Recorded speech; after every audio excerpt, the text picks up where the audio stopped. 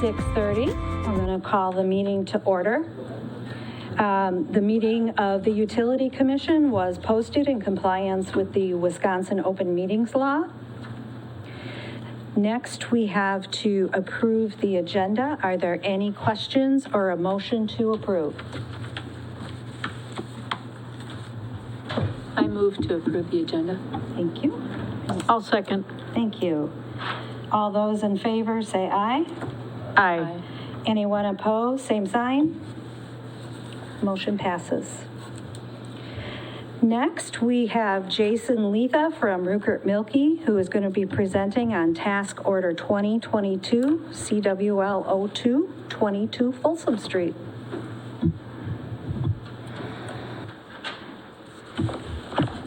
Good evening, everyone.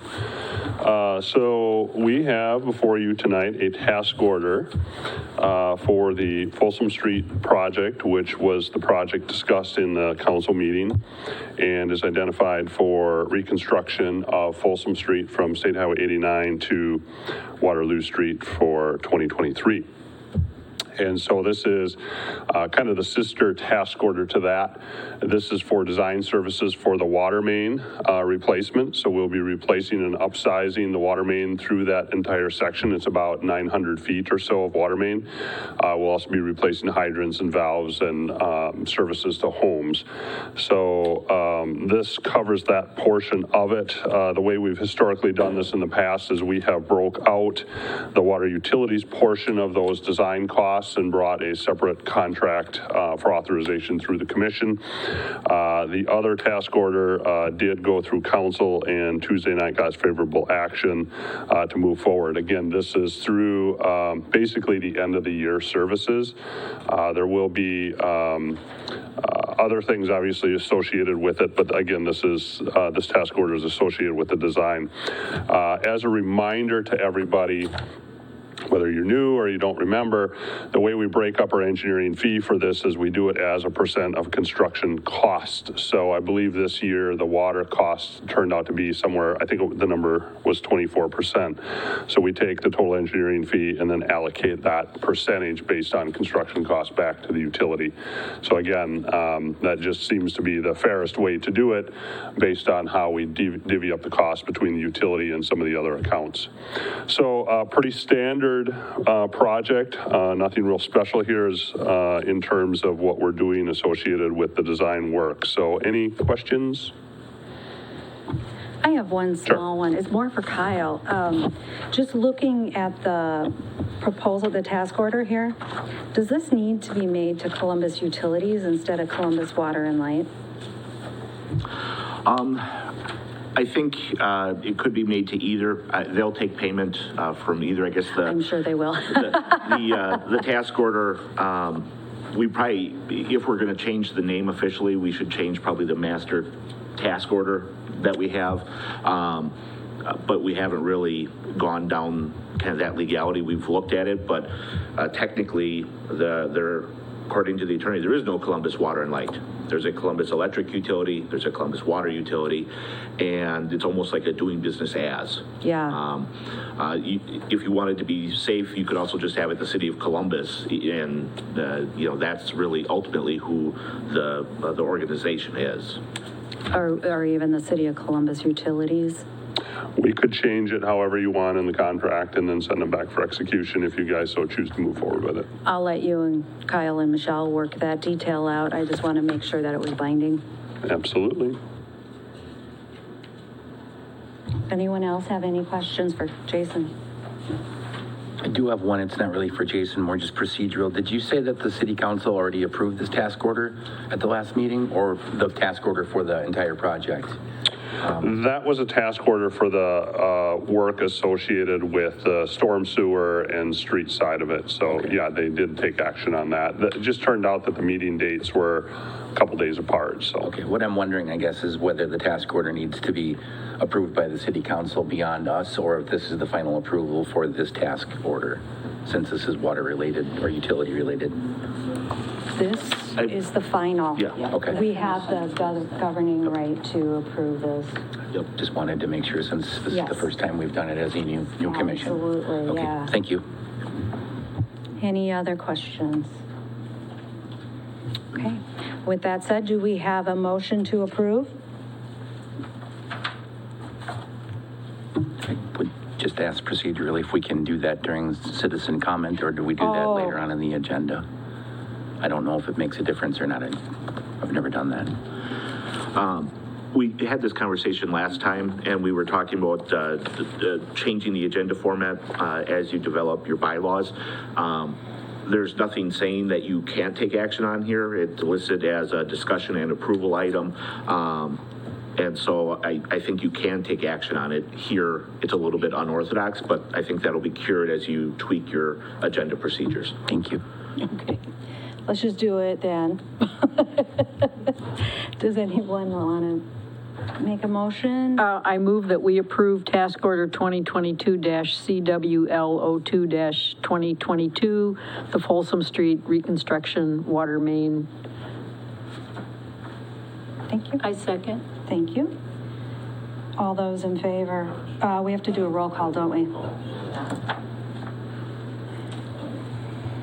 Brooke? Mary? Yes. Sarah? Aye. Sam? Aye. Michael? Aye. Okay, next we have the sewer rate presentation, and we had planned on just doing discussion and then approval on that one as well. Correct. There'll be Two Yep, separate motions. two separate motions. One will be the approval of the kind of more retail rates, and then there's the wholesale rate recommendation, which will go to the city council, which has the intergovernmental agreements with the other municipalities. Thank you. Thank you. My name is Jody Dodson. I'm from Baker Tilly. I work with the water and electric and the sewer utilities. And so I'm here to present the sewer rate study, and I provided tonight just a one-page handout that's a little easier of a summary than flipping back and forth between the document. So just a little bit of background on the sewer rate process. The sewer rates are actually not regulated by the Public Service Commission at the state level like the water and electric rates are. And so typically what we see because of that is that most sewer utilities, and this is what your sewer utility has historically done, is rates are designed on what's called the cash basis, looking at how much cash does the utility need to operate, things like operating costs, debt service, capital projects, rather than the methodology that the PSC uses, which looks at a rate of return. So that's just a little bit different. Typically, sewer rates are reviewed every 2 years. That's the DNR recommendation, and in the annual compliance maintenance annual report, I have to say that slowly so I get it right, that is one of the questions that's always asked is how often are sewer rates reviewed. So the last study was completed for test year 2018. This study was started looking at 2020, and then the world kind of took a sharp left turn and things just took longer to complete with everything else going on. So that's why we ended up rolling things forward and getting to the test year 2022. But otherwise, the methodology in this study and all the allocation processes were consistent with prior studies completed for the city. So at the top of the page here that has all the numbers on it, really, the first thing we look at is what we call the revenue requirement, the total revenues needed for the sewer utility to operate. And there's a few different categories here in the middle. But overall, as we look at what's currently being recovered from that last rate study to what was projected for the 2022 costs, it was about a 16.8% increase in total needs. At the same time, over that time period, your revenues generated by existing rates due to growth and other changes in the community have increased about 4%. So net, that means that we need about a 12.3% increase.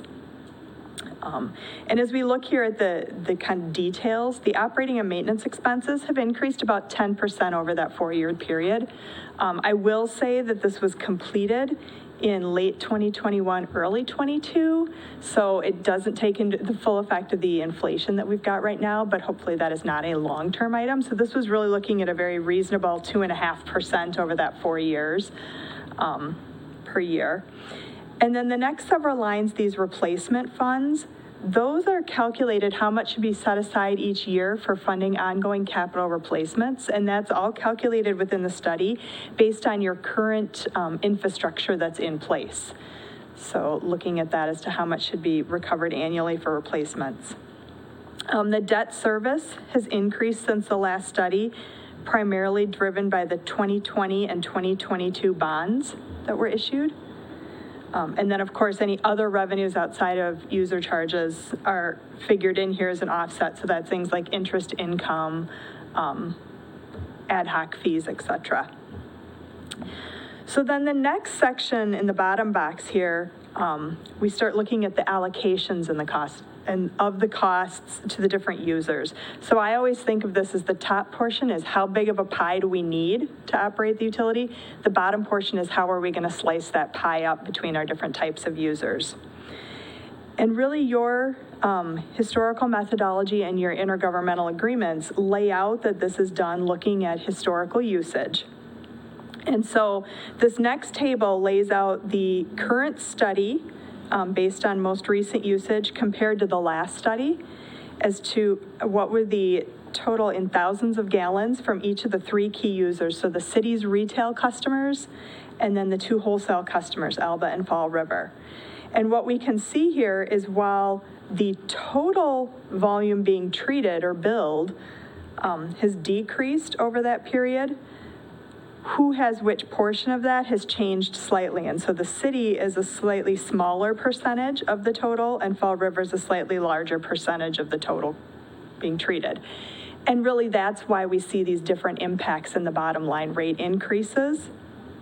And so that's what's demonstrated then at the bottom is showing how much cost is allocated to each of the three parties based on that current usage. And then why it ends up being a larger differential on Fall River because not only did the total cost go up, but they're a slightly bigger piece of the pie. Then the back side of this, what we tried to do here is compare the city's retail rates to other neighboring communities. What I always say is this is a little bit of a challenge because each community is different. When you look at the makeup of what kind of customers you have, what their usage is, and how you treat that. So for example, DeForest is on here, and they not only are slightly different size community while they're near you, but they also don't have their own treatment plant. They have their waste treated by MMSD. So that changes the economies of scale significantly there. The other thing is I cannot tell you exactly when each of these communities last changed their rates. But what this is intended to demonstrate is if we took the exact same sample customer that have a 5/8" meter and used roughly 3,000 gallons a month, what would their total bill be and how much of that is the fixed fee versus the volume fee, just to give you kind of a comparison of where things sit. Because I know that's always something that people are interested in and your residents would be interested in. So we've provided that. That's kind of the high-level summary, and I'm happy to answer any questions that you might have on the detailed report as well. Does anyone have any questions for Jody?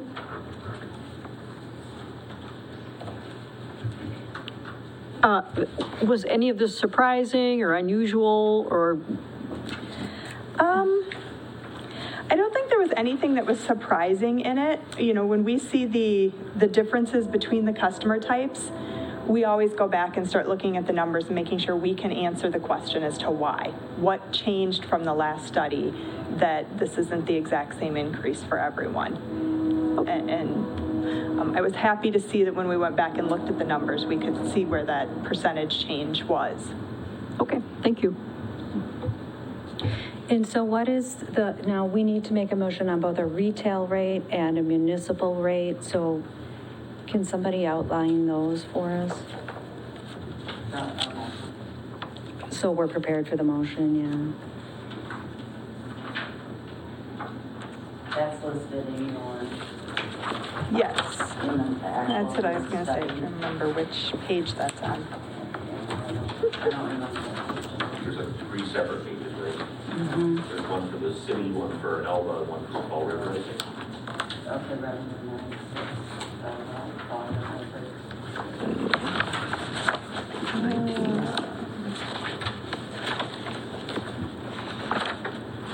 Wondering if we had a summary table at the beginning that you could see them all at once. You do have a, I'm not sure. Doesn't look like. Is it on page 9 for the city?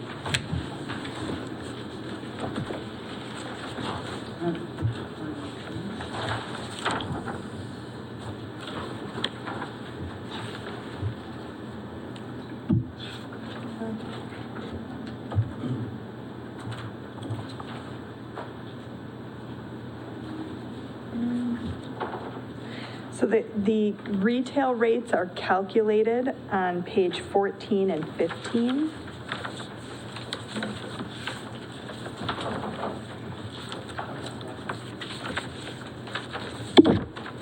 And then the wholesale rates are calculated on pages 21 and 22.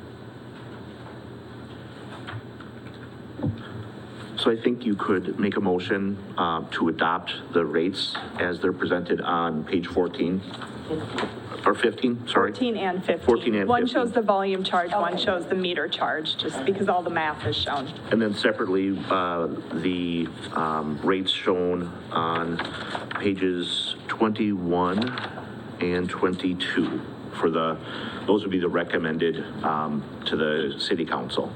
Okay. And you said it was an overall 12.3 retail increase, 12.3%? Yes. Okay. That's the overall increase in revenue.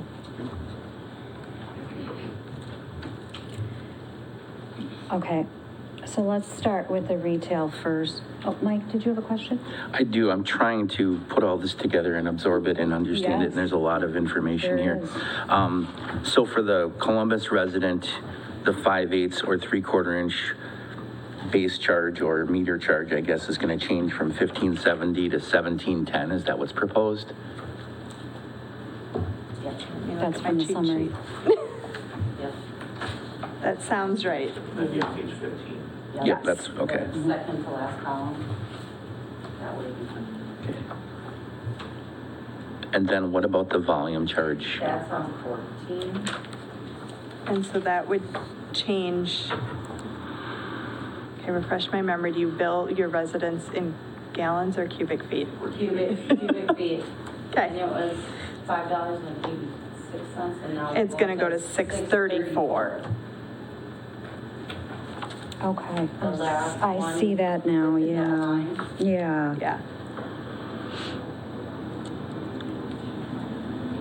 Is there any, well, there's probably information here that I don't understand right now, but as far as the high-strength waste or that part of the waste, I mean, we're talking about the general residential customer cost here, but is there an increase for the high-strength waste charges, et cetera? Those are recalculated as part of this. Okay. And so, those, Page 14, right underneath yes, volume rate. yeah, so there's the cents per pound. So do we need to approve that as well? I think you would approve the updating of the ordinance to have all of these rates updated within the ordinance, if I recall how they're listed in there. Are they listed in your I don't ordinance, think or our rates are you just keep them in a rate sheet? Yeah. Okay.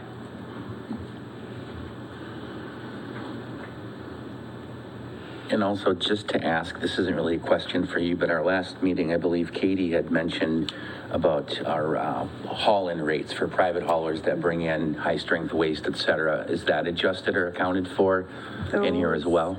I don't think that's in here, is it? The hauler rates? I didn't see it. Thought there was, yes, on page 33. It's like, it's towards the back. I have to remember where.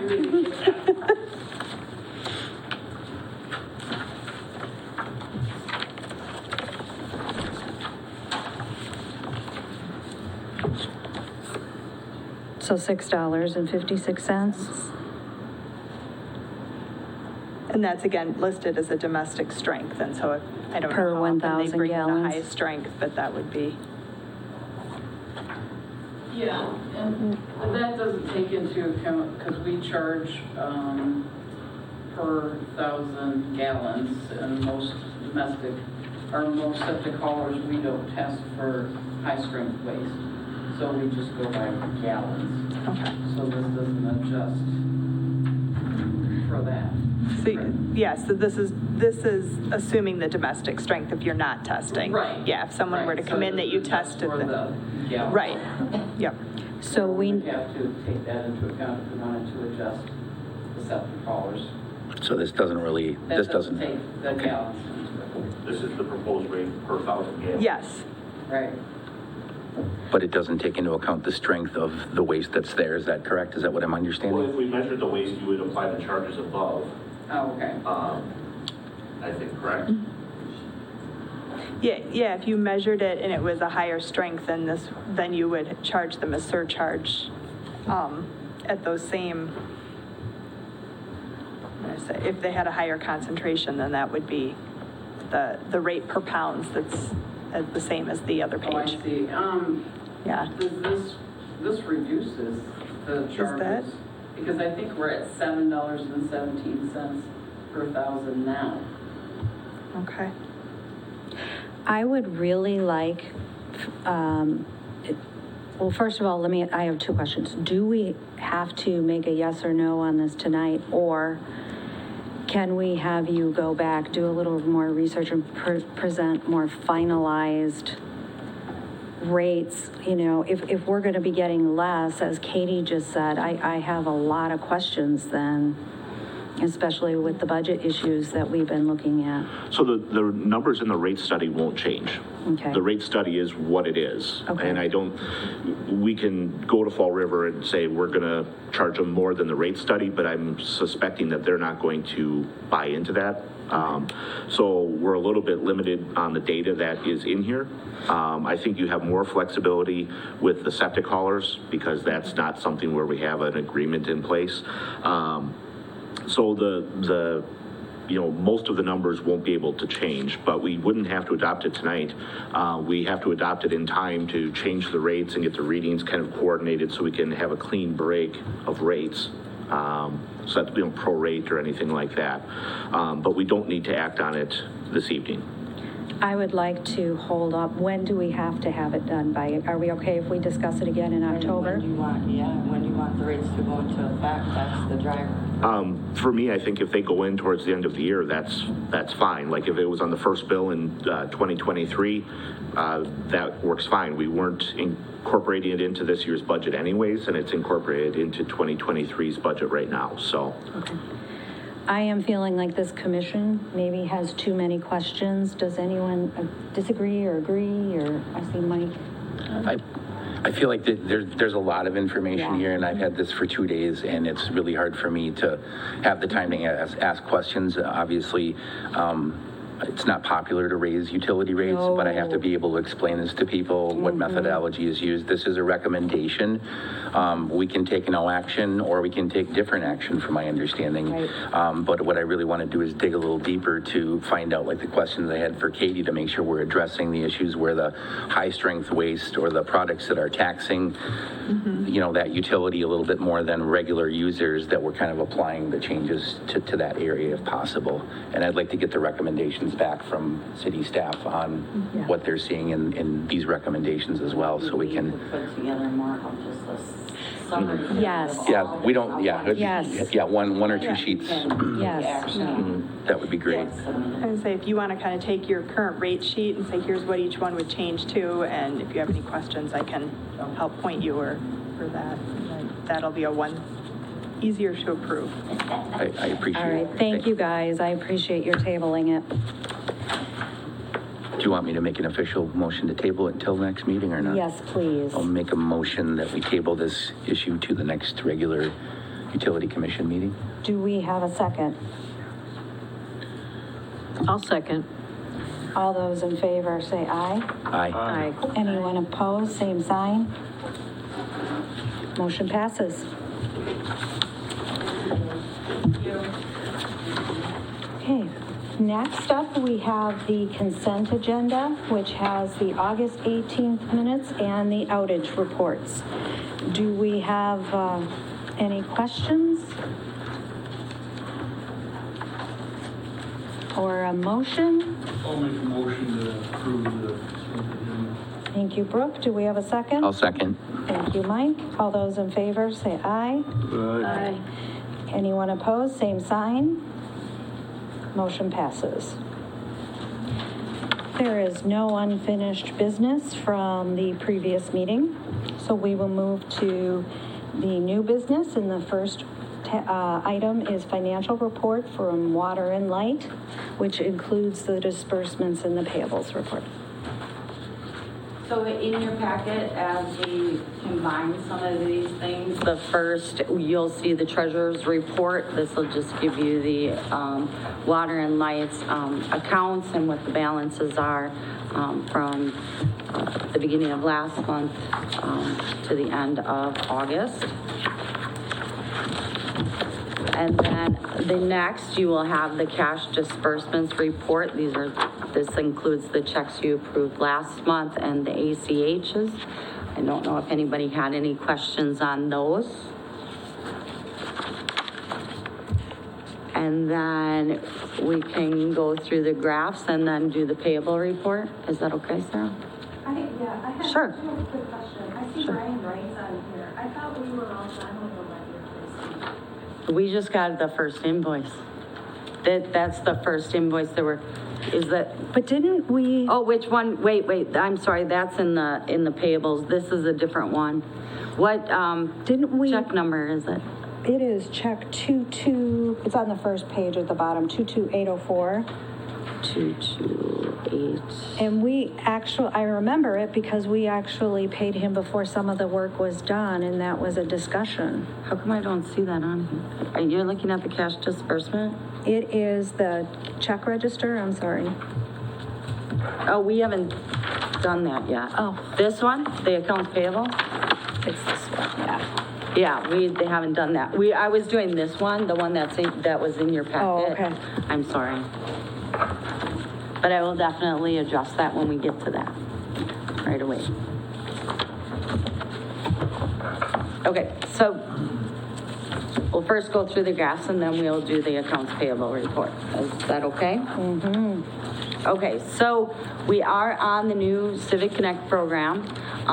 We did our first general ledger at the end of August, and our numbers didn't tie out.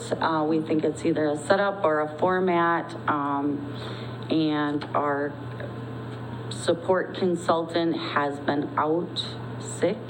Oh, no. So we will probably be looking at 2 financial reports next month, the August and then the September.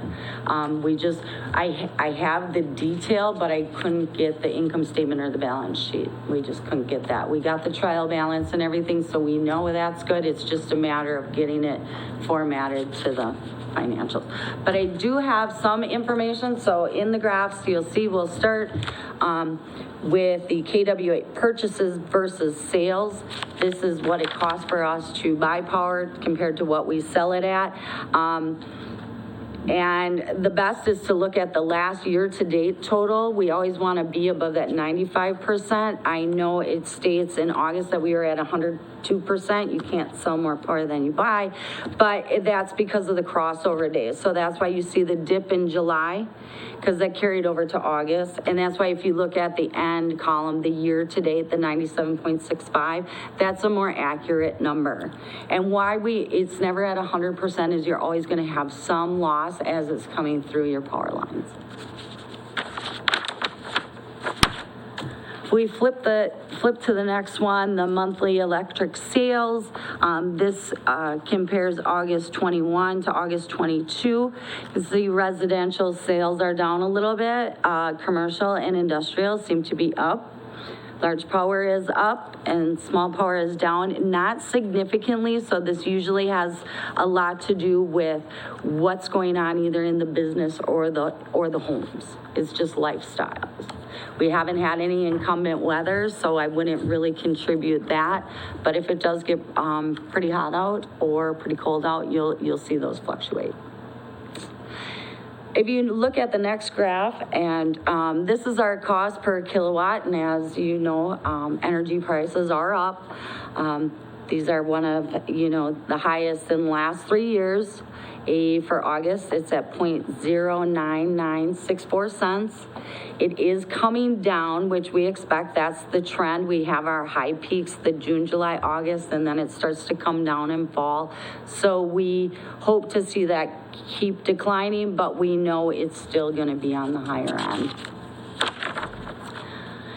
If you flip to the next graph, this is our unrestricted funds and our restricted funds. And as I went over the treasurer's report, those numbers from the treasurer's report move on to this graph. So you should be able to tie those numbers out.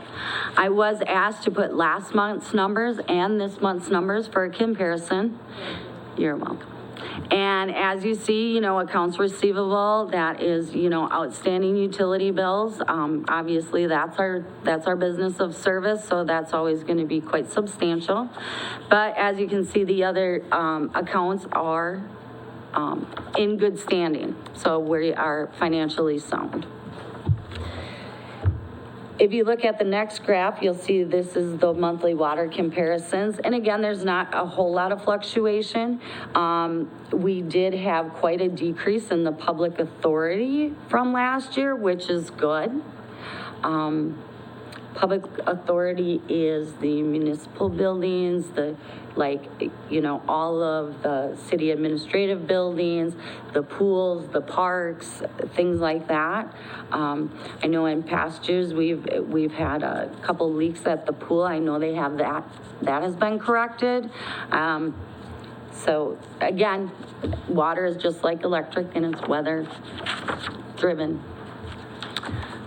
And if you look at the last graph is the monthly sewer sales, and this usually falls in line with the water. And again, you can see it hasn't fluctuated too much.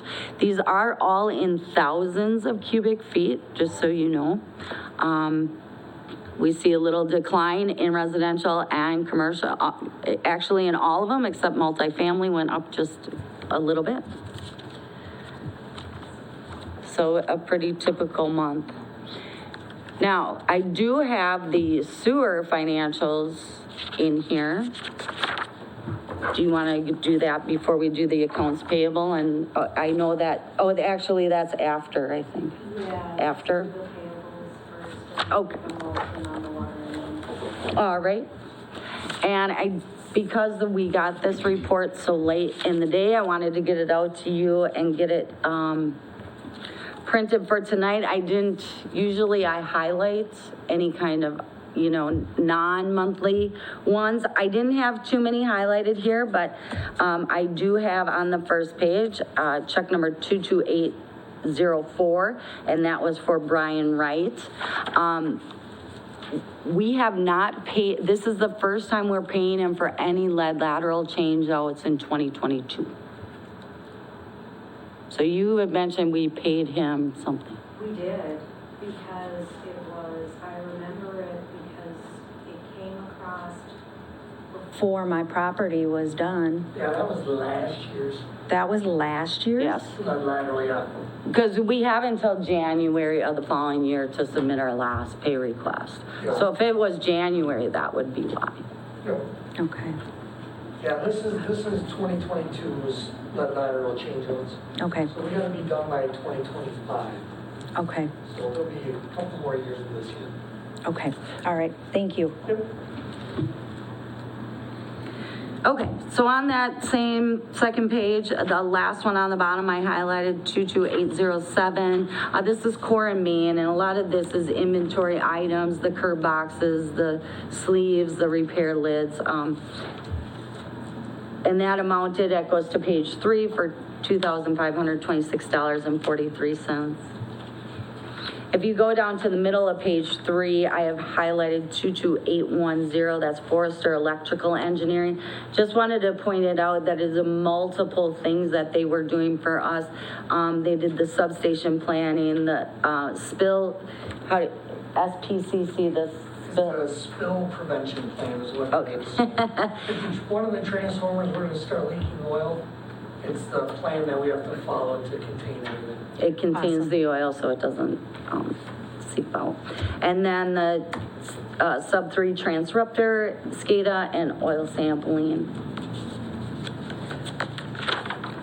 If you flip to page 4, I have the second one, 22815. That is J&R boring conduit, and as you can see, that's through a work order, so that is part of the conversion, which will be capitalized through that work order plan for $2,072. If we go to page 5, the last one down there, 22824, is Rupert and Milky, and there's a couple things on there as well. They did some drawings, some specs, the DNR forms, that's a misspelling, and the State Highway 89 project engineering for $10,427.20. If you flip to page 6, I have 22827 highlighted, Stewart C. Irby Company. Again, this is an inventory item, a 3-phase mounting brackets for $1,392. And the last one I have highlighted is at the bottom of that page, 22830, utility sales and service. We had to get repairs done to the bucket truck number 28 for $1,948 and 78 cents. Do you know, Dave, exactly what we got done on that? There was some brackets that need to be welded on and a few other things. Okay, so it was just maintenance. Basically maintenance items. Okay. Were you expecting that one, Dave? Yeah. Yeah. Yep. Yeah, nothing's perfect out of the factory, so. No.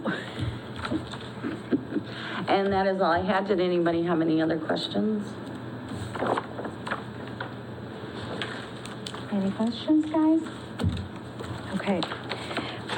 With no questions, do we have a motion to pass the water and light financials? We'll make a motion to pass it on. Thank you, Brooke. Do we have a second? I'll second. Thank you, Sandy. This will be a roll call, right? Yes. And I'm sorry, I called out first names before. I didn't have that We pre-done. answered. Andler, Hi. Arnold? Aye. Moda? Aye. Curtis? Aye. Tone? Aye. Motion carries. Hey, now we can do the sewer. All right, so in your packet, you do have the sewer financials ending August 31st, 2022. On the first page, you'll see at the bottom, the total fund revenue was $128,323.64. And as you can see, that's what we're talking about is the municipal charges for sewer and the extra miscellaneous revenues. If you go to the second, third, fourth, and fifth pages, all the expenditures for for the month of August totaling $108,668.82. That leaves net revenues over expenditures at $19,654.82. And as I looked through the expenditures, I didn't see any jump out as anything unusual. So it seemed like a typical month for the sewer. That's just what I was going to ask. This is new to us, so is this pretty typical, Katie? Pretty typical, yeah, last month was, this is for August, right? Yes. Right. Nothing out of the end. Yeah, from what The it, only things we had out of the ordinary would be, there should be pump repairs in there, or motor repairs, I'm sorry, for the belt press. Actually, I might have turned that in this last time, so that might be under July. Can I? yeah. Because I don't have You it in didn't front of sew me. the belt this time? What's that? You didn't sew the belt this time? No, It would there's be- no it would be sewing. here. Yep. That's chemicals. That's chemicals, yep. No, that's No, nothing. maintenance processing. Yeah, so there was a $6,000 maintenance repair for the bioprocessing. If you And look, that was the motor, if you look at the and VFDs. second to last page of the sewer financials, Correct. in the middle where it's biosolids processing, Repair and maintenance, $6,648. That was VFD and motor repair for the belt press. Okay. Otherwise, everything is the same as what. pretty monthly. Thank you. Thank you. Absolutely. I think it was at last month's meeting, Katie, where you talked about whether a pump was going to be rebuilt or replaced. Correct, and I have not received it back yet. I've called them about every fourth day or so to see what's going on. They're still waiting for parts like everything else. Things are taking a very long time to get, and so it's almost done, but it has not been replaced or put back in place yet. So I talked to him 2 days ago and he said, we're almost there. Is it So, creating whatever that means. any operation issues for you? No, there's still no operation. Even with the higher, wet weather rain we had, we were up to about 2 million gallons, a little bit more than 2 million gallons, 2 days. And, we didn't have any operational problems, concerning that anyway, so. Great, thank you. Any other questions? Okay. If there are no questions, do we have a motion to approve the sewer financials? I move to approve the sewer financials. Thank you. Do we have a second? I'll second. Thank you, Mary. All those in favor say aye. Aye. Anyone opposed, same sign. Motion passes. I did have a question. Do we need to start approving the sewer payables like we do for water and light? Currently, the city council is doing it. It's coming out of the city accounting system. With us cutting checks every 2 weeks at the city, and us meeting once a month here, we could work on an alternate procedure. But right now, we've been trying to keep it consistent per past practice until we can get the accounting systems kind of talking to each other. Okay. Or get the new accounts built on the water and light side. Okay. We can bring them, but there could be some delays depending on timing of the meetings. That would be my only fear. So just so the members of this commission know, the council recently passed funding for the city to upgrade its accounting program. And this will make things more in line with what the water and light has, and they will be able to talk with each other. And so that is what Kyle is referring to. The other thing I wanted to point out for anybody who didn't see the last council meeting, Katie received a really wonderful award. Kyle, do you want to tell us what it was again? It was the gold award for the National Association of Clean Water Agencies, I think. And she did have to fill out a lot of paperwork and show our practices and our procedures and how we're achieving certain metrics. And we were one of 3 municipalities or sewer utilities in the state that was recognized with this national award. And it was Madison, Milwaukee, and Columbus. That's just amazing, Katie. Okay.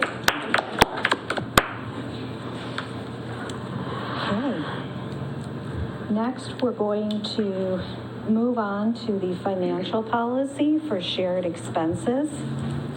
The city is reviewing a policy to create uniform and fair payment of shared expenses. And this is going to apply to all city departments. So the city will consider the operating expenses of each fund from the previous year's approved budget. So for example, when we're doing the 2022 approved budget to determine the 2023 allocations.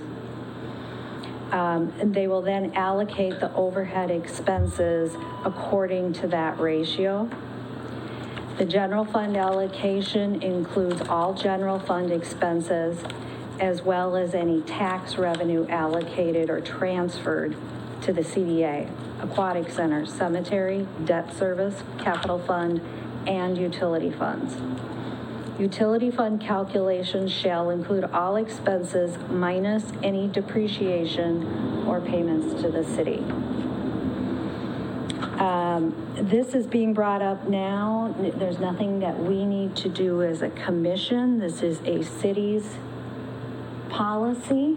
They will approve it, but this is just to give the commission a heads up that this is being done to create a fair and standard procedure for moving forward, as currently departments are kind of just giving at will, for lack of a way of putting it.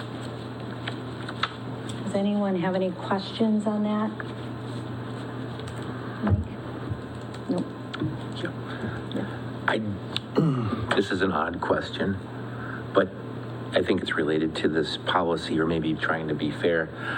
I don't understand why the water and light utility has a depreciation account and the sewer utility does not have one. Do we know why? It seems like it's 2 different methods of accounting for 2 utilities that are under the same umbrella. Well, I know the water and light created a depreciation account to replace things. So they set aside, I believe, and I'd have to look at the treasurer's report, but I believe it's $5,000 a month that they put in this fund to help replace things that when they're depreciated, when they have served their life, it would help, replace that. I don't know why the sewer doesn't have one. Are you cash basis? No. No. So Accrual. We're accrual. Accrual. Yeah. And sewer is accrual as well? Sewer is cash, isn't it? That's why. But we have a replacement account in the sewer utility, so I don't understand why there's 2 different methods. It's 2 different accounting methods. And that's something that we're going to have to rectify as we go forward. Now that it's one utility, they're going to need to be on the same method. I would agree. It seems like it's And more confusing than it And needs to be, I guess. with the water department and the light department being regulated by the PSC, it would be probably the most practical for the sewer to change over to accrual accounting. And then that would be more, they would be set up similar. Okay, thank you. That's a good question. Any other questions on that? Okay. We're going to move on to the bylaws. Each of you should have a complete, I'm sorry. Sarah, did you want to do the shared expense for the utility policy? That's number 3. No, they don't, it's a city policy. Nobody has to approve it here. But this is for utility so that's an overhead allocation. This is to define costs with each utility, like. Oh, I see what you're saying. It's like an interdepartmental policy. Is that better? Yeah. It's just so like if it's a water expense goes to water, if it's a electric expense goes to electric. But if it's a shared expense, it gets divided. And if it can't be, if, you know, all the utilities are benefiting from it and it can't be, it'd be a third, like each would pay a third.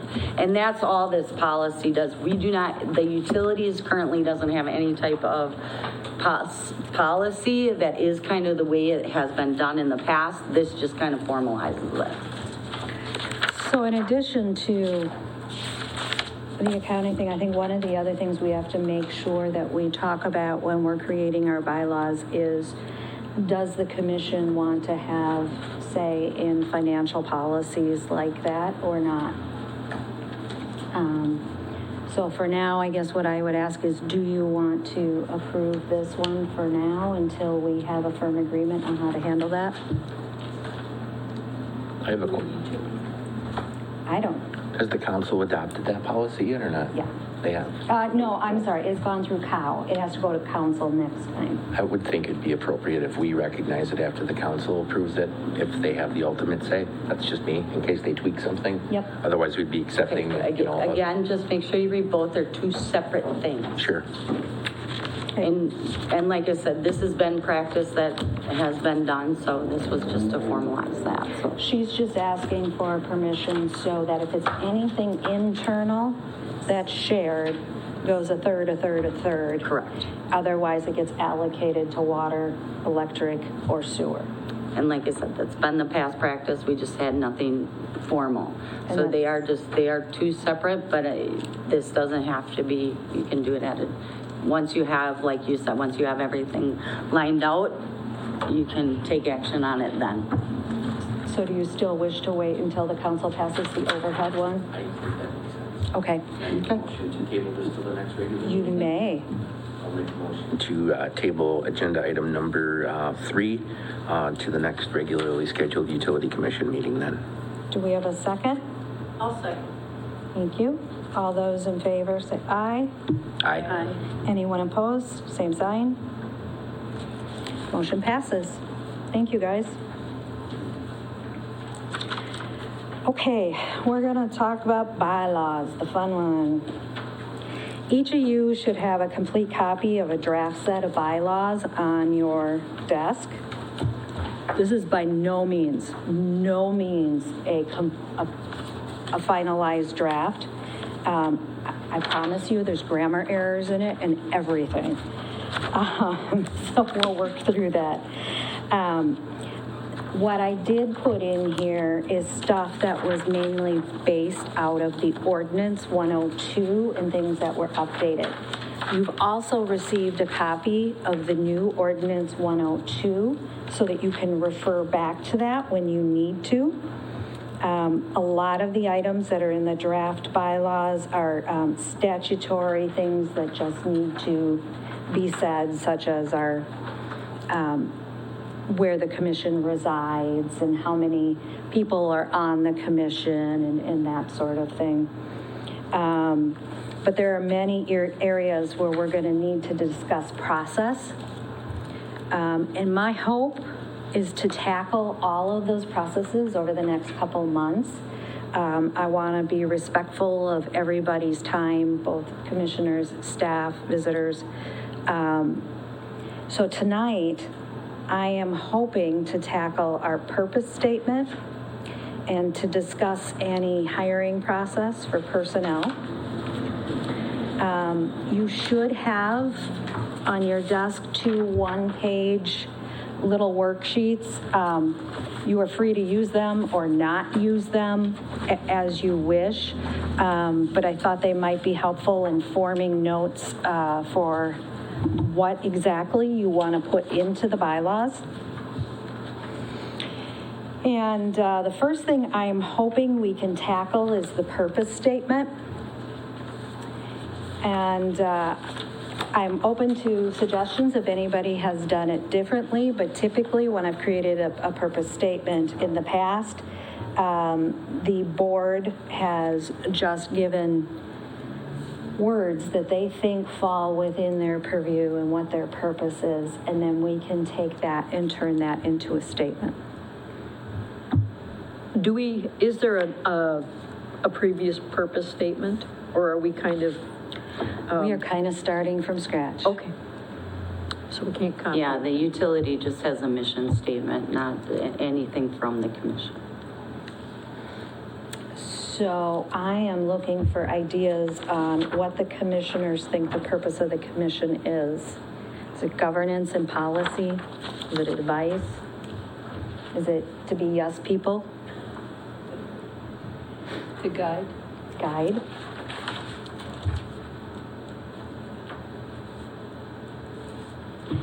Does anybody have any suggestions on what kind of leaders you would like to be?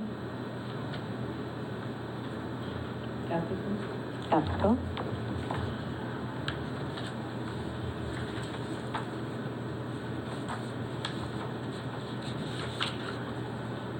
Any thoughts on culture?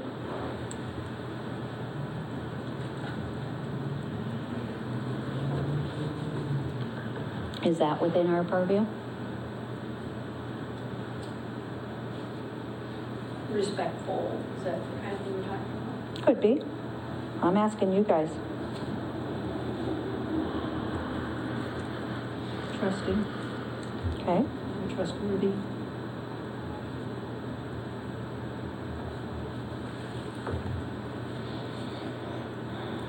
Brooke, do you have any thoughts?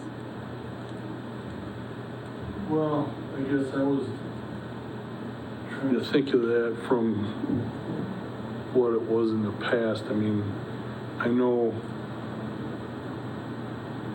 the superintendent was always in charge of running the department, and we were to help make decisions that needed to be made.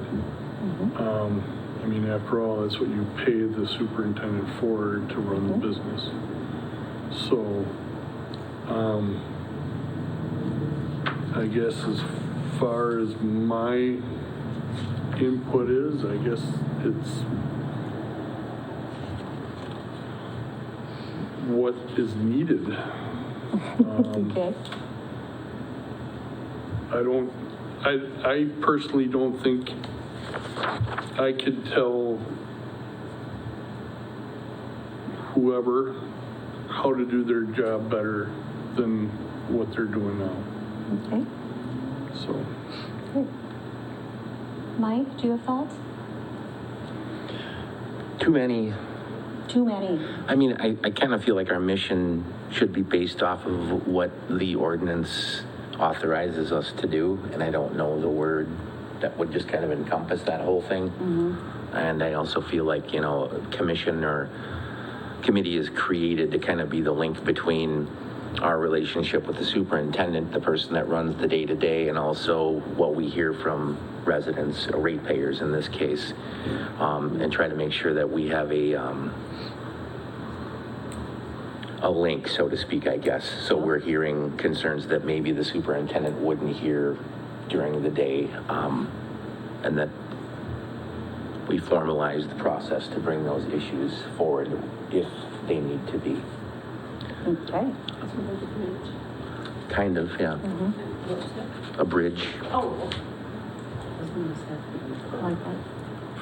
And then, we have to deal with the daily housekeeping of all the utilities and have a healthy relationship with the people that do the day-to-day work and understand what that is. Yep. Yeah. You have a thought? Well, I was thinking about what Brooke said, we want to be kind of supportive and at the same time provide oversight, I guess. Mhm.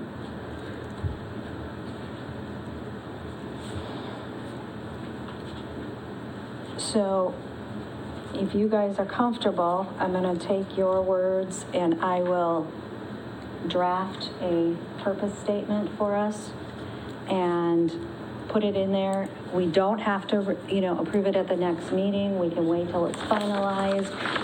Because I know to Mike, you said, you haven't been all the way through the ordinance yet, so you don't know, and maybe you'll want to tweak it. Does that sound reasonable? Sure. Okay. Then next, I want to talk about the hiring process, I want to read to you a little bit directly from the ordinance about general management, control, and supervision. The commission has general management, control, and supervision of any and all of the property pertaining to the water, sewer, stormwater, electric, and communication utilities as per City Ordinance 102. All property owned by any of the utilities shall be vested in the Columbus Utility Commission. The commission shall protect all property under its charge and management from all necessary damage or loss. Keep the water, sewer, stormwater, electric, and communication systems and appliances in good repair. Procure at the expense of the city all materials necessary to operate the water, sewer, stormwater, electric, and communication systems, and employ all labor necessary in the operation, management, and extension of the systems. So I think there's two things that I can note from that. One, kind of what you guys had off the top of your head for a purpose statement fits well in with what the ordinance says is general management. But the other takeaway that I'm hoping you guys get that from this is that we employ all labor necessary in the operation, management, and extension of the systems. So that means you could potentially, if you feel you should, have part or approval in any part of the hiring and reviews, raises. And so those are the kind of things I want to discuss. I want to hear what your thoughts are for the hiring process of all but the superintendent, as that one will be different. Do you want the staff to just do it and tell us when it's done? Do you want them to present final candidates to you? How involved do you want to be? Well, as far as staff goes, I think that should be done at that level because they're the ones that are going to have to work with each other. Mm-hmm. And,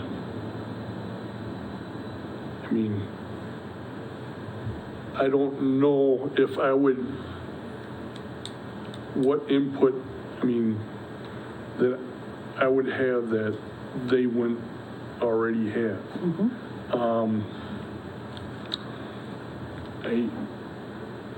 I think, yes, that the entity itself needs to take some ownership of who works for them and that hiring process.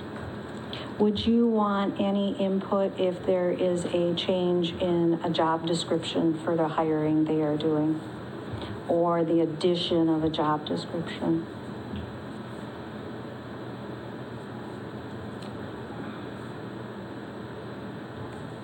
I guess it would depend on what the change is. I mean, obviously with bringing on the sewer, I mean, that's going to be a whole new ball of wax. And I don't know how many people you have down there. There's 3 of us. 3 of you. Me and 2 others. Okay. So, I mean, I'm sorry. I don't know what you need. At least one more. Well, yeah, and I imagine that, you know, and I haven't told anybody that yet, but you're the first to know. okay. But yeah, I don't know if I would think Kitty would have the best idea of what she needs. Would have the best idea of what the position should be, what their responsibilities are. If we need to, if she wants us to approve that, that would be her call. I think you know, the same way with the water and light, or water and light and utility, whatever, that, yeah, I mean, the superintendent or whoever running it should know best what they need. Sometimes too many cooks spoil the soup.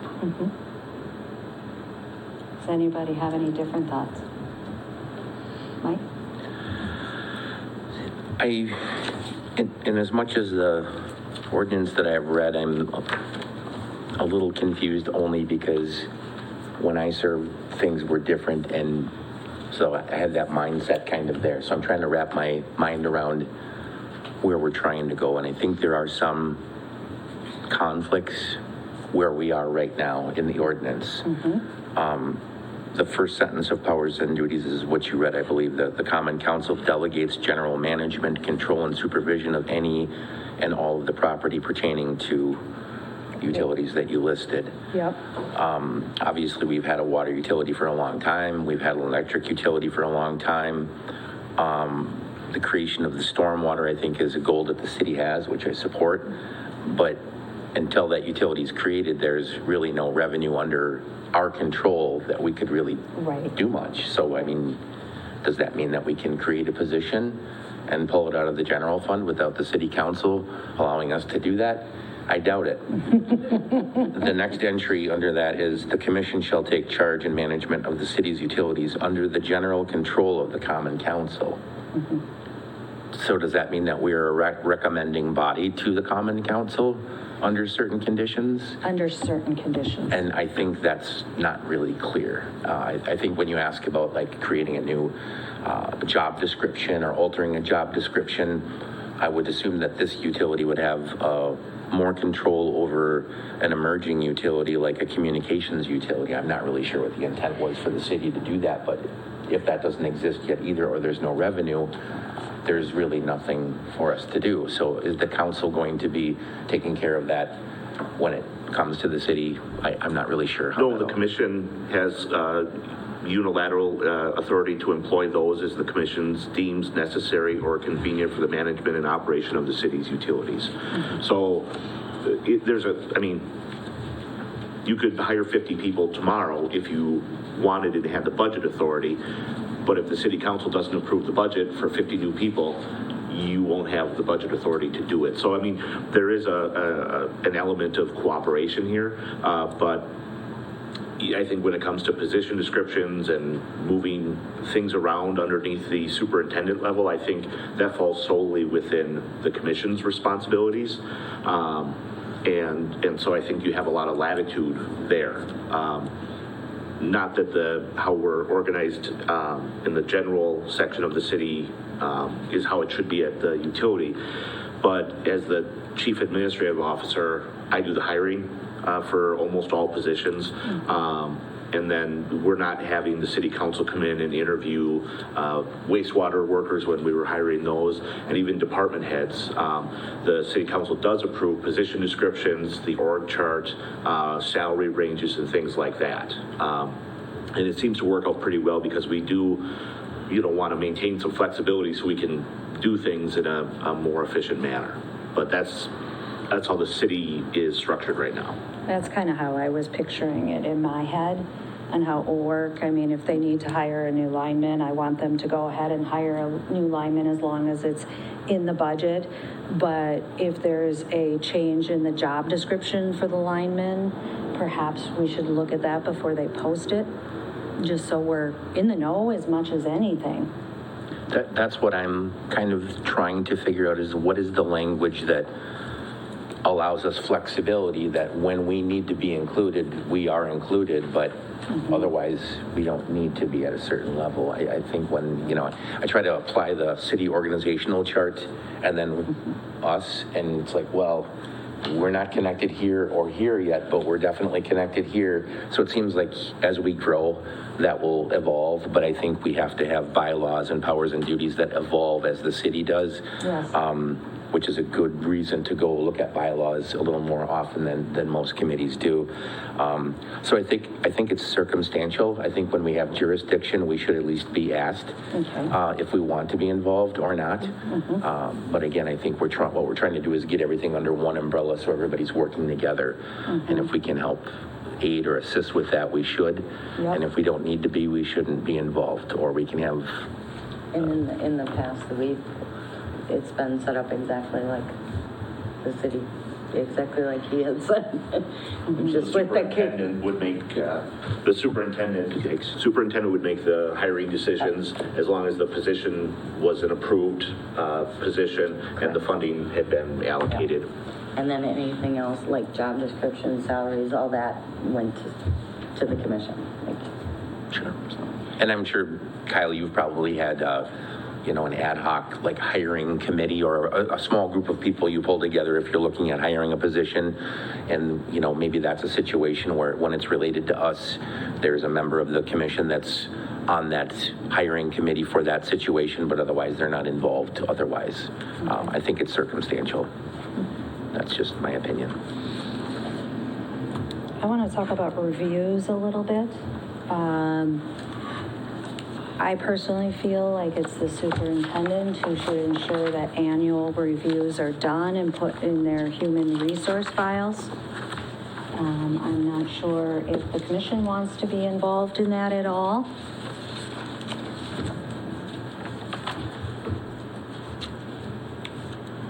I don't think that, as a commissioner, I would have the information available to me to provide a reasonable feedback. Okay.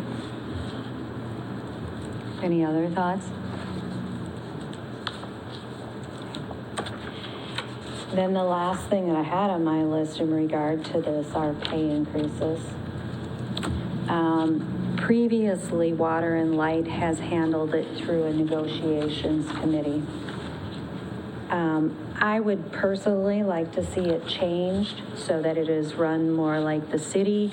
It is based on reviews and budget, merit if needed.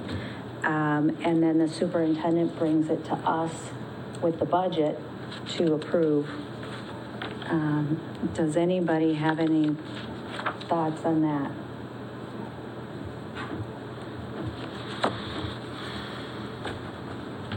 So you're suggesting that it should kind of be in line with all the other departments in the city, which Yes. to me makes sense. That has not been historically the way, though, it has gone, just so you know. Historically, that is not the way it has gone because of the actual job descriptions and the actual market and the comparisons. So just to make you aware of that. Brooke, your light is on too.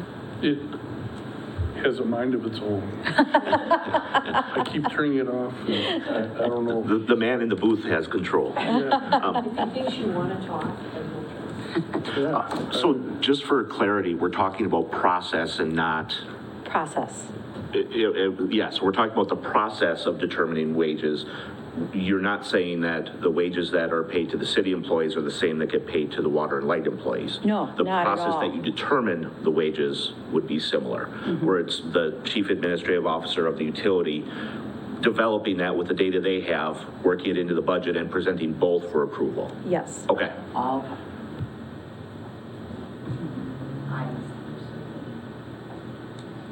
That's my only comment is I think, wages or wage adjustments have a budget impact. Yes. So I'm used to those kind of being in line with that, with the budget process. There may be other circumstances where you have to, rally the committee together or do whatever under certain circumstances, but otherwise normally I think it becomes part of the budget conversation. You have to plan for the next year. Agreed. Agreed. Does anyone feel different on that?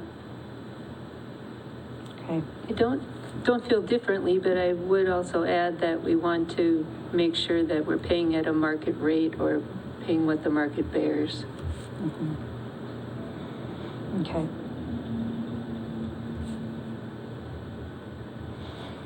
Okay, so I will take those thoughts and put them into bylaw format for the next meeting for you guys to look at. Let me know if I've captured it correctly or not. But we'll have draft 2 then at the next meeting.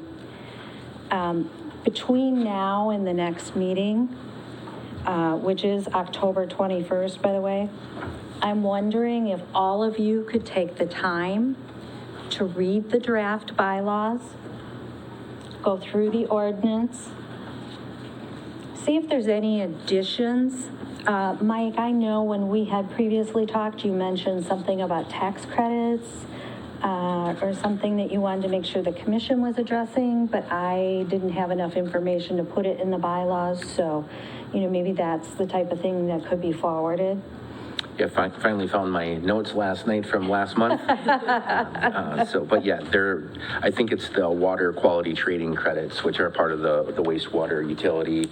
I just didn't know if that's something that the council is going to continue to oversee or if that falls on us, but I think those are those kind of gray items, I guess, where either of us could get a report or help manage them. Okay. But thank you. So if you have things you want to change or add, please send me an email at least 7 days prior to the meeting. So I believe that's like the week of the 14th. I'll send out a reminder. I just need time to be able to compile stuff before the meeting. Any other thoughts or questions on that? My only comment, I guess, and I found this in my notes from last week of while we work on the bylaws, I think it would be much more clear for me when I look at the agenda if we, I guess, in transition until we define all the bylaws, is when you work with staff to put the agenda together. If you feel like there are things that we're discussing on here that are more of a report where we don't need to take any action, just write it as a report so then we know we don't have to make a decision on it. If there's something we have to make a decision on, my other question is, are we going to operate closer to like the city council where it's going to come through for discussion once, and if we wanted to take action on it, we could, or we table it till the next meeting and make a decision? Because I feel like right now we've got a lot of really large items we're working on, and I don't like holding things up, but I can only get through so much and make an informed decision. So maybe just the language of the agenda could make it a little bit more clear about when the expectation is and when we should be making those decisions. Okay. I know from the council, you get to kind of introduce things, listen to them, take it home for a couple weeks, formulate your opinion, and come back and make a formal decision. But I kind of feel like we've really got a lot of big stuff we're wrestling with here, and I'd like to kind of at least allow you some flexibility in working with staff to kind of start adding some of that language to the agenda. Okay. I do have a draft language in there for agenda currently. Okay. So I will ask this for the next meeting. We do please focus on the section that is meeting structure, which is where the agenda is, and general management control and supervision, which were my next 2 planned topics. Okay. Does anybody have any other thoughts on that? Okay. Then I would like to move on to the next item, which is Michelle walking us through the budget. Okay, so in your packet is the draft budget. It did, for some reason, print a little backwards, but we can go through it that way, which is fine. So your first schedule in your packet is Schedule 3. This is the electric operation maintenance expenses. These are broken down in detail, and you'll notice that, and I don't know if you can see both Schedule 3 and Schedule 2, but the expenses, that total will come forward into the revenue and expenses. But this is just a more detailed line-by-line item. I know this is the first time you're seeing this, so I don't know if you have any questions on what an expense is, like if you want more detail on it, what do you want to know what goes into it? Yes. Yes, yes, yes. All of it? Yes. Well, okay, let's start at so your first one is your other power supply expenses. Now, this is 80% of the electric expenses. Energy costs are going up. You can see expected 2022, it's going to come around $5.9 million next year. Because we've seen those costs pretty much throughout 2022, we expect to see them throughout 2023. So I did increase it 1.37%, so I'm budgeting 6.075 for next year. And that is all that goes in there is your your power costs. If you go down to the distribution expenses, and so not to take you line by line, but if I take it by group, what you're gonna see in here is like your first line, operations, supervision, and engineering. We put our MUW safety coordinator in there, charges, a lot of training mechanisms go in there. Your next is your substation maintenance, any type of labor, small items that need to be replaced. Like we're gonna have some fencing next year, stuff like that, some of those repairs. Your overhead line expenses, well, that's your chainsaws and your rubber gloves and the things that you use when you're getting up and working on the power lines.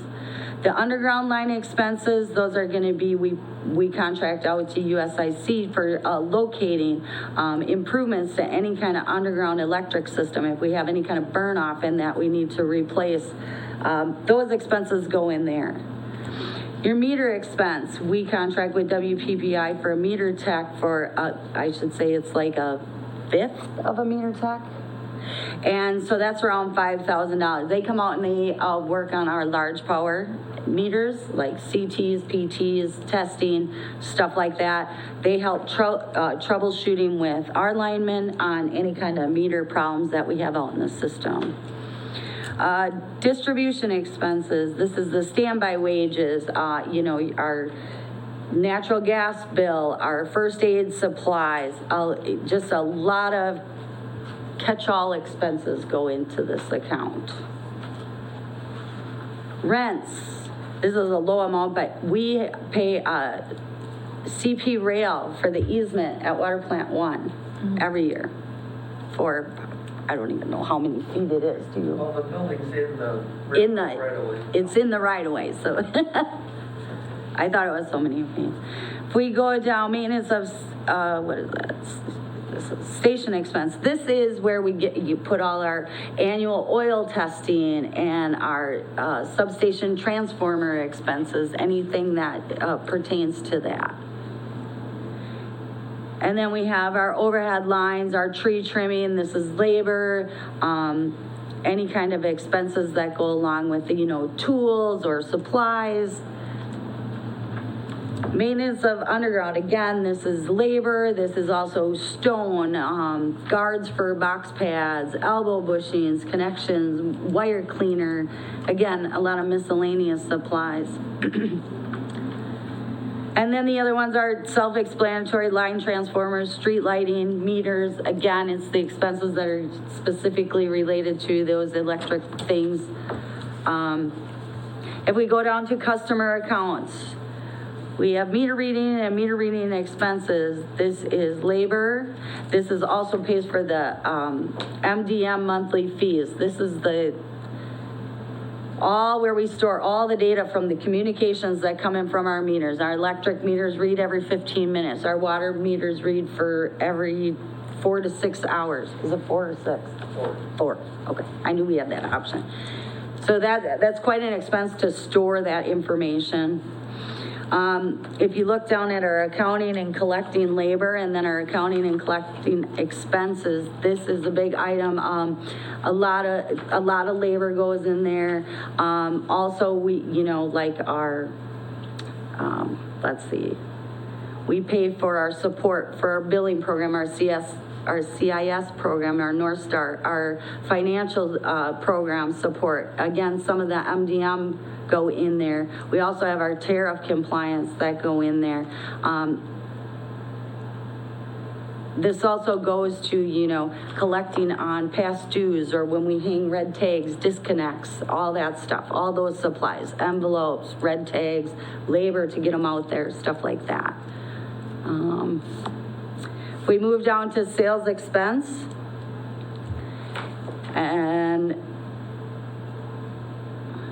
that item actually I need to adjust after talking to Kyle. We used to give a flat fee for economic support to donation to the city, and we can take that out. Last year it was $5,000, so I will take that out. But we do have small sales expenses when we do kind of brochures or programs.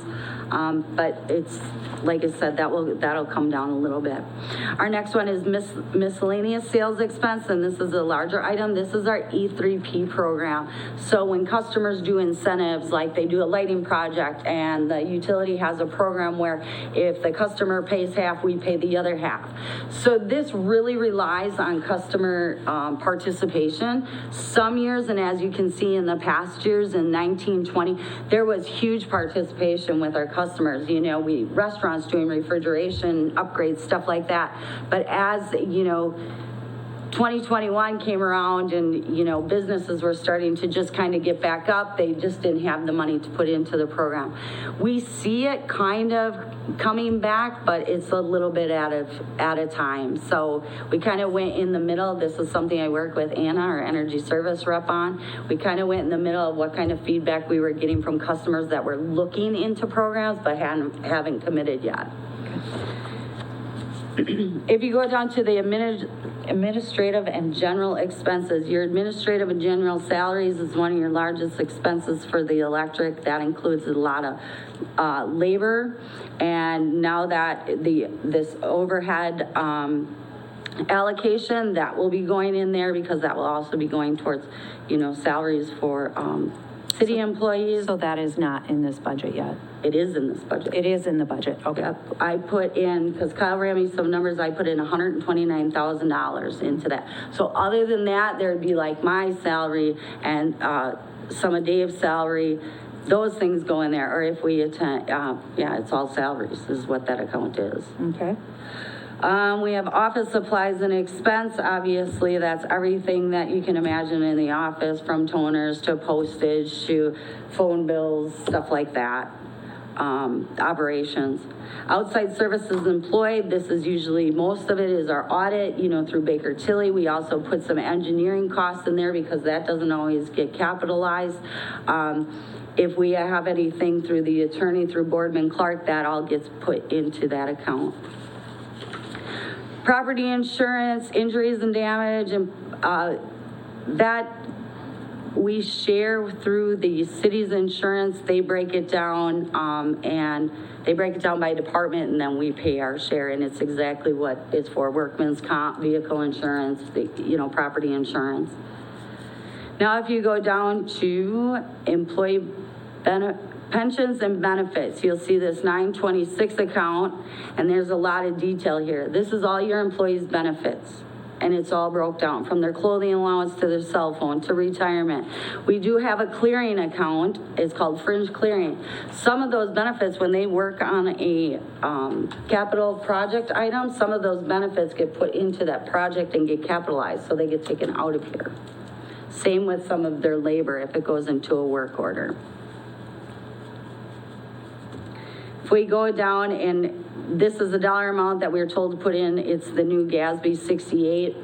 That's a recommendation by the auditors. It's a entry that they do at the end of the year for us.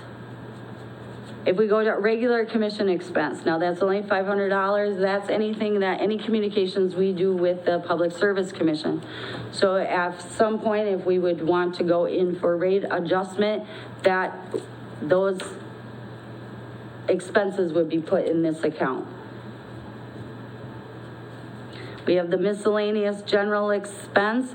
This kind of coincides with the last one, the maintenance of general plant.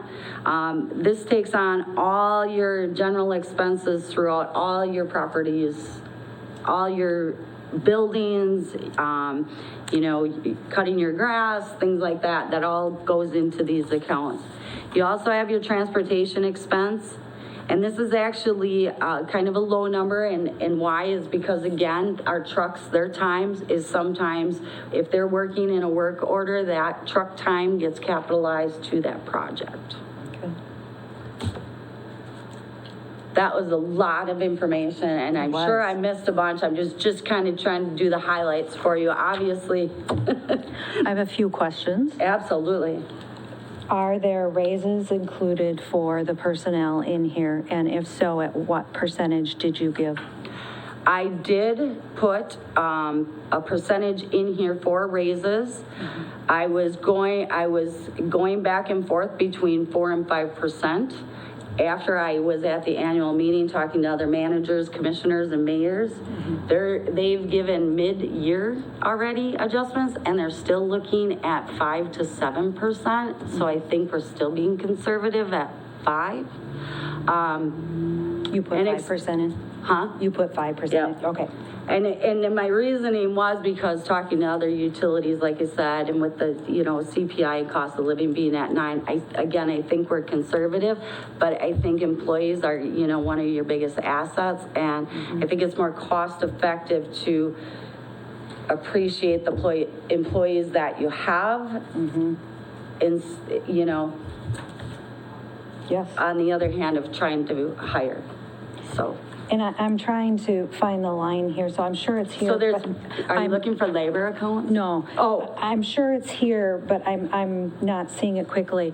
I know there's supposed to be a 10% increase for health insurance premiums pretty much across the board. Do you have that calculated in? I do. So I do have a separate spreadsheet that I do health, vision, and dental, and I put in those new rates. The thing here is health insurance, where you see is 3%, so that it's divided. So 926, see it in the 926 account? Yep. So it states that it's going up 3%, but here's why. Health insurance is split between electric and water in these budgets, so you have 6%. Plus we had employee changes, so that took that. Because I do each individual and what their plan, I contact them, ask them if they have any changes, additions, if their needs are going to change. So I have a whole spreadsheet, and that number is just brought forward. Okay. So that's the actual amount for next year. Because, right, we had a 10% increase in health insurance, and we had a 2% increase in dental, right? Dental, nothing with vision. I think we should. Yep. So, yep, I adjusted those costs. Okay, great. The other questions I had, sorry, guys. No, that's fine. Clothing. Yeah. Now that we've done a consolidation, there may be some branding things we may want to think about. Will the guys need to, we haven't really thought this far. Do we need to put money in there in case the guys need to get new clothing with a new brand on there or something for Columbus Utilities? We have X amount of dollars for clothing, and that includes, any type of logo they put on. So the only cost we would have is the setup, which I believe when I talked to them was like $100. So it went just $100, say, because we get all of the clothes plain, and then we take them to the embroidery and have them done. Okay. So it wouldn't be a more cost than clothing, it would just be the setup fee to change anything we wanted to, the name or. I just didn't want any employees to have to absorb that, that was all. No. Yeah. No. And then my last question, and I'll stop. What is GASB 68?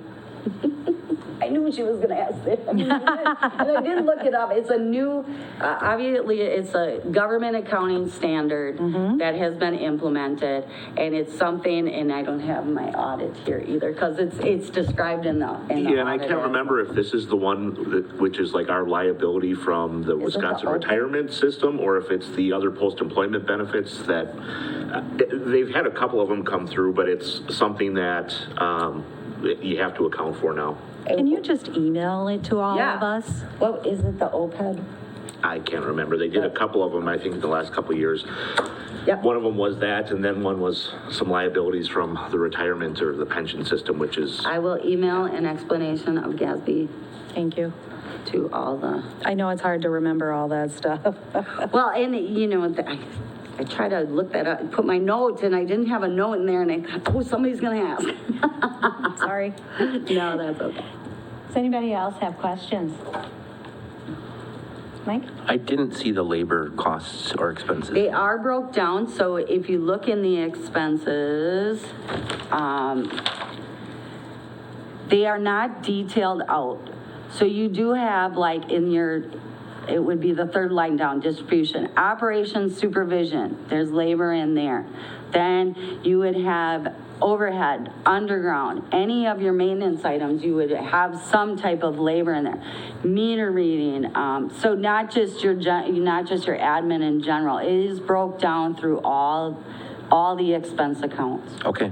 One other question. Under operating revenues, there's two lines. There's private fire protection, 462 and 463. Okay, so we're on the second schedule. Schedule Schedule 2. Okay, so like I said, if you look at the bottom number, that 7,021,000, you'll see that in your third operating expenses. It combines it. So on Schedule 2, we're gonna look at operating revenues versus expenses, and we're gonna get to our net income. So revenues, I didn't foresee them changing a whole lot. We had some, customer classification changes, but I think those are mostly going to stay the same next year. So I did have a little bit of an increase, because you always, it seems like that was the pattern when I looked at the, last 5 years, taking into consideration, the pandemic. So we came to 7.8 million for operating revenues. Other operating revenues, but where did you ask? I think they're asking, are you asking the difference between the private fire protection and public fire protection? Sort of. Where are you seeing that? I'm not On the there. water revenue. Okay, I'm not there yet, I'm sorry. So not to jump in, I think the one is the revenue they generate from the utility bills, whereas the public fire protection fee. Public fire protection is based off the size of the water meter. So there's a fee for each size water meter that goes to the public. Your private fire protection is for any, and it's usually commercial or industrial buildings that have connections like sprinkler systems, standpipes, or private hydrants. So they get a separate charge for those. I guess that was my question, was that segregated charge that we get on a utility bill, that's where that revenue would go in that line there. Yep, that public. Yep, what you see on your utility bill goes in that public fire protection. Okay, thank you. Yep. Any other questions? Are you needing an action for us, or are we going to do an approval at the October meeting? I think there's a couple numbers I can tweak, and I already mentioned one to you. There are just a few things. If you're okay with October, I guess That's up to Kyle, because it's, Well, I think if you approve it on October 21st, we would address it on our November 1st meeting. is that fine with you? I think that should be fine. And then that'll give you more time as well to look, and if you have any questions, that I can answer, please let me know. And then, like I said, there's not gonna be huge changes that I see, but just a few minor tweaks. And then, it would be ready for approval at the October meeting. I'm guessing we did, but did we receive an electronic copy of this so that this blind old lady can blow it up and look at it better? I know I need 5. Yes, well, it was in your packet. Okay, all right, good. I just double checking. I know it gets pretty small when wow, I didn't realize that either. I had one more question. The funding for the lead lateral replacement, has that all been exhausted for this year, or does that go beyond this year? You have to use it up in 1 year. We were granted $160,000. We have all that money allocated for. Okay. They aren't all done yet. they're probably about halfway done. We usually want them to be done by October so we can, get those reimbursements in, and plus before, the winter weather comes in. I have about 15 people on the list for next year, and we have to reapply every year. It's never a guarantee. I think in the last 3 years, there was 1 year that they didn't have it. So is there more funding available? Do we anticipate more? We hope so. Okay.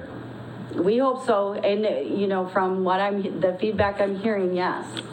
Because that seems to be a priority for the DNR as well, so. Okay, good. It's a wonderful program. Oh, it's a great program. We've changed out so many. Okay. Okay, I don't know, did you want to go any farther? We went through the electric, do you want to go through the water? I guess it was getting jumped around. Yeah. We should go through water, wastewater and stormwater. Yep, that's after, yep, And I'll cover that. Yep, okay. So if we want to go to Schedule 5, this is a breakdown of all the expenses for water. You have your pumping expenses, treatment expenses, distribution expenses. Some things are, your admin and general expenses. These kind of mirror what the electric. Again, I don't know if you want me to go line by line of what's in these. Your pumping expenses are your booster and your well pumps. We had high maintenance and pumping in 2022, but we had to do a well rehab on pump 4. So that's going to go down. Treatment expenses is your chemicals, labor, utility bills for interdepartmental. This is where we had some, let's see. Well, that was back in 19, we had a chlorine leak, so that's where that's going off, up to that 70, so that's why I brought that down. So I look at a 5-year, 3 to 5 years, and I take out anything that's abnormal. So that's how I get to my numbers. If you go down to transmission and distribution expenses, again, this is the MEW safety coordinator position. You go down to transmission and distribution lines expense, leak detection. This is, again, we contract with USIC for locating, Diggers Hotline. Meter expenses, that's labor and any type of meters that we need to address. Customer installation and testing notification, this is labor, fluoride testing, water samples. Other expenses, mapping, planning, this is mostly our GIS system. That's our mapping system. Maintenance reservoir towers, that's obviously for our tower. 2022, it was a little bit higher. We had some concrete around the base of the water tower that needed to be replaced. We have maintenance of mains and maintenance of services. These can fluctuate because these, can depend on water main repairs, water main breaks. But we put stones, supplies, couplings, tools, paint, stuff like that in that account. Maintenance of meters, that's our testing. We also have, oops. You can't read that. It's cut off for some reason. We go to maintenance of hydrants. We do a lot of, painting and flushing. So there's some labor in there. There's some supplies in there because we're required every year to do so many. If you go down to customer accounts expenses, again, like electric, this is your utility billing, your labor, your all your supplies that go into your billing process. And it won't go through the administrative and general salaries. Like I said, a lot of this, the salaries, again, this includes the city's allocation, plus, the majority of my salary, some of Dave's salary, some of Jake's salary. We also had put in for superintendent's salary. Mm-hmm. So that is in both. I forgot to mention that. Mm-hmm. The maintenance of hydrants. Yes. 677, it looks like it's almost doubled. Yes, and that's because we need to paint a portion. We have to paint an allotment, and this year that didn't get done as much as we wanted to because we had other maintenance items take precedent. So that's going to be addressed next year. We have to get caught up. Okay. Does anyone else have questions for Michelle? Okay. And just like the electric on the next schedule, you'll see that expense of $763,000 comes forward. You see the operating revenues, again, I didn't see much change in customer classification or revenues in the metered sales. We talked about the fire protection. We have the other operating revenues, then our expenses, and then our non-operating expenses brings us to our net income of $244,794. So I think what I'd like to see for the next one is if you can just highlight the changes you've made since this. Okay, I will definitely do that. thank you. And then I did pass out the plant, the water, the combined and the water, the plant additions. These are the capital projects. These are not in your expense budget.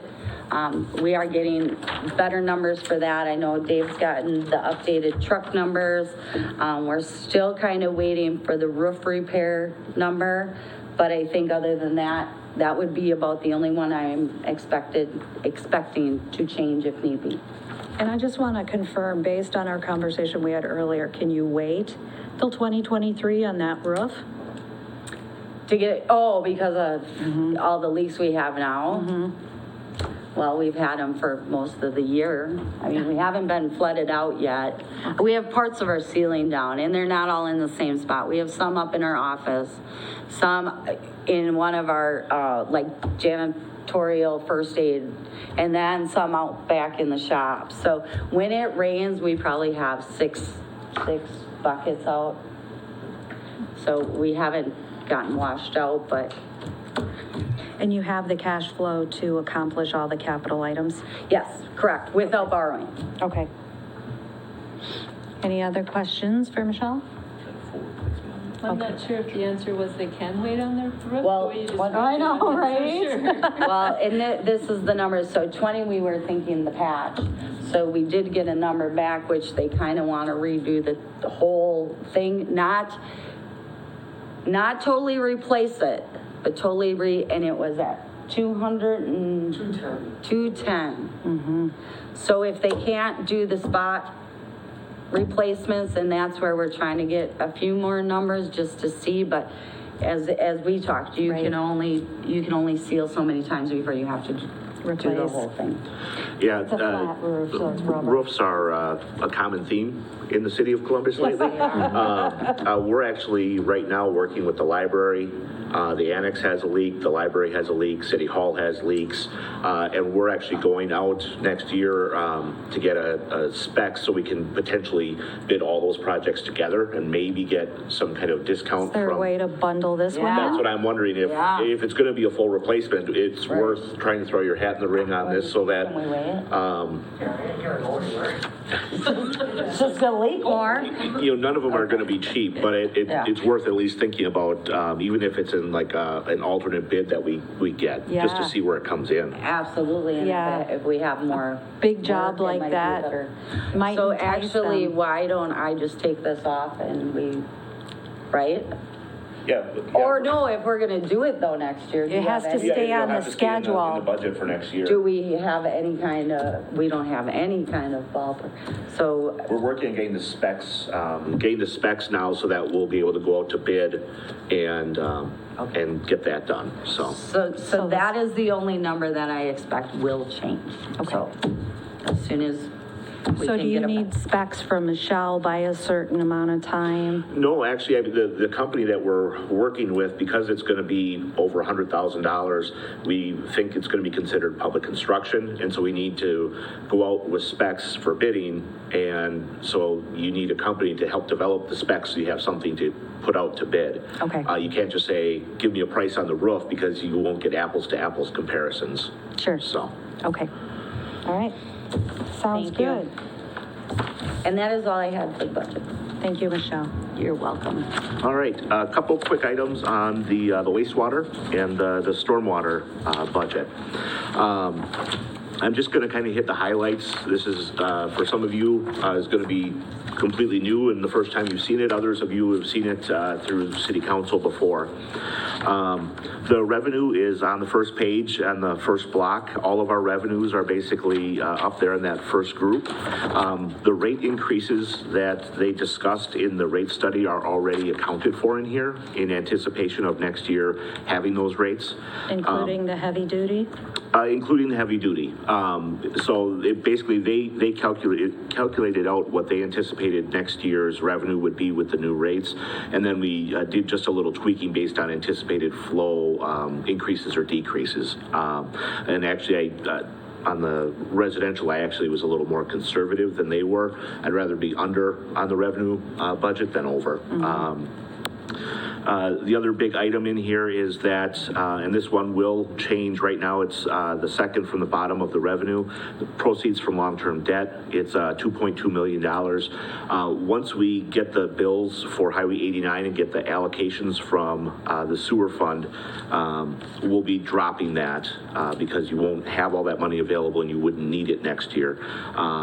So that number will change, but it is needed to fund some of the other things we'll talk about. There's just some general sewer training mileage and other things, some miscellaneous expenses like insurance and office expenses, legal fees in that first expense column. Not much notable there. The one thing I'll say is that as you go through the different groupings of employment categories, they break it out by plant operations, collection systems, lift stations, things like that, and they assign salaries to them. What I put in for a planning number is 5% on the wages. That's what's built into this. And if the commission would like that, upped or decreased, I can do either of those. There is room in the budget with the new rates, but it's not. The number I put in there doesn't allocate the wages. It just gives you the room to allocate the wages. So that's what I had planned for you to kind of have some flexibility.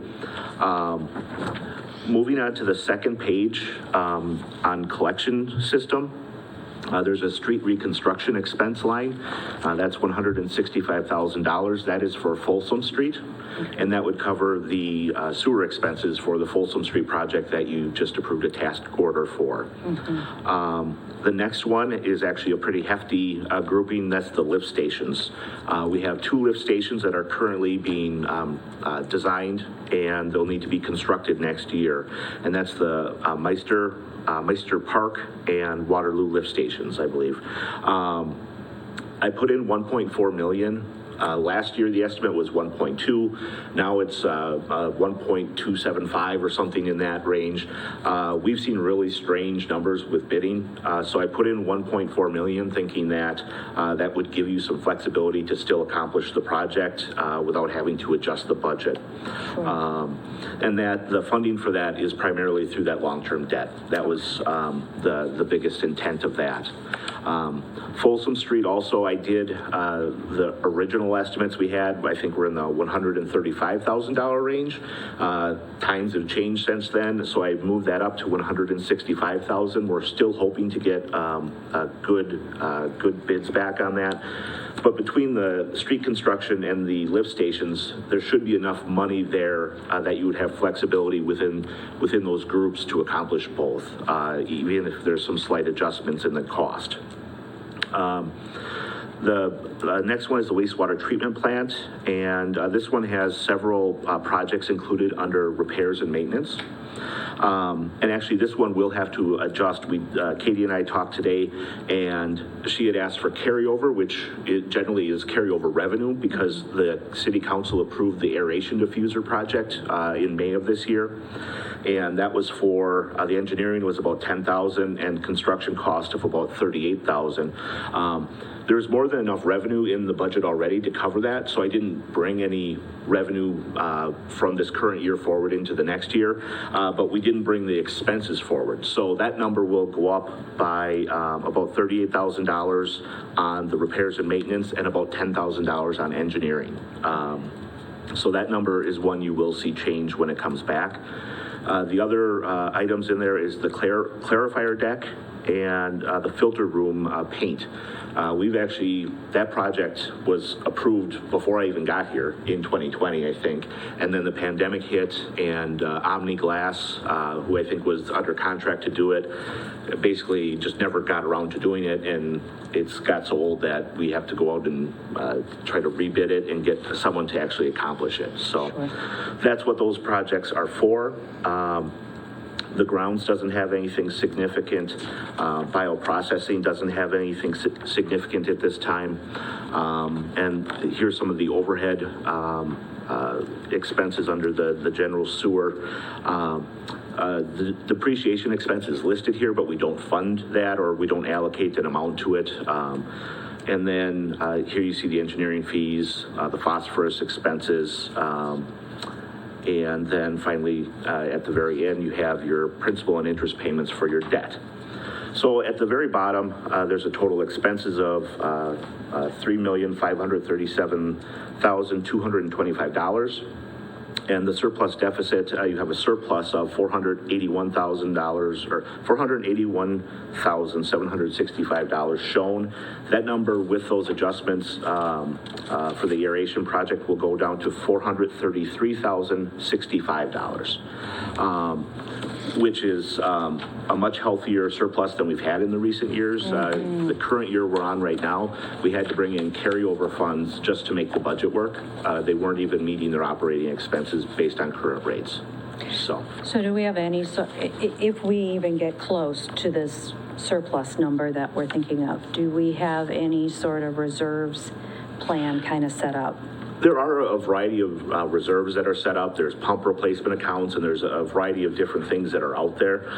Some of them are based on some previous accounting habits that we had, and others are based on some of our borrowings.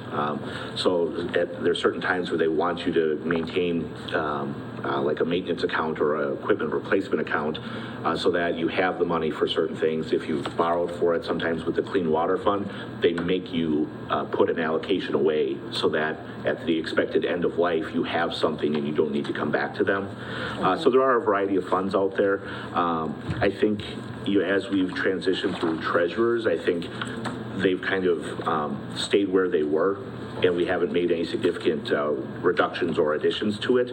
And so I think that'll be something that as the Utility Commission gets on board and we kind of fully transition everything, that you'll look at the funds that are there and how you might want to strategize to either spend them down strategically or continue building them so that when you have these large expenses that we know are coming, you're able to at least buffer them, if not cover them completely.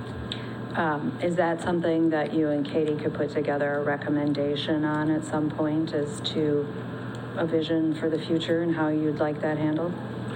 Yeah, I mean, it's something we can put together, and there's some older capital plans.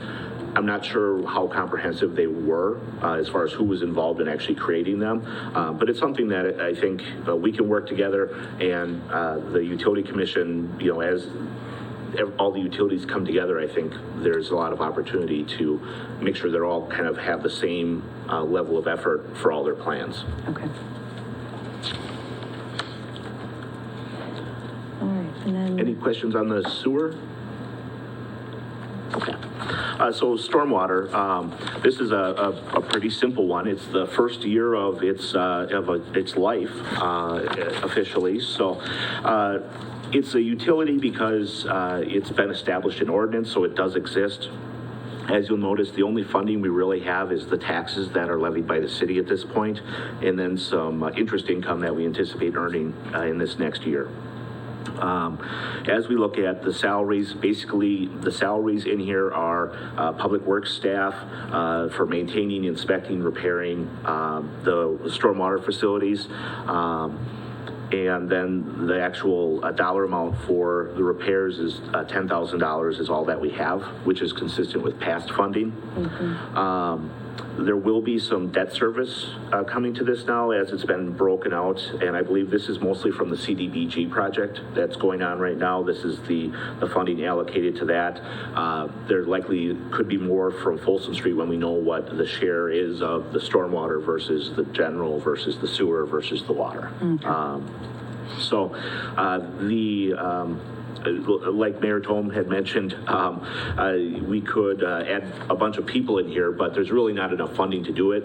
And while this is a budget that is approved by the commission, it's really by the will of the city council, because if they don't put this money in, you won't have any money to allocate. So the goal here is that as we have savings over time, if we don't spend the full amount, this will build fund balance. And then if we can increase the contribution slightly every year, that over the long term, we'll at least start building a pot of money, and it's everything allocated for stormwater stays with stormwater. It doesn't retire at the end of the year back to the kind of anonymous general fund. Is it something that this commission could be helpful for in working on the stormwater referendum again? You know, I think so. I think we're about to get a report from Jason Letha in the next several weeks.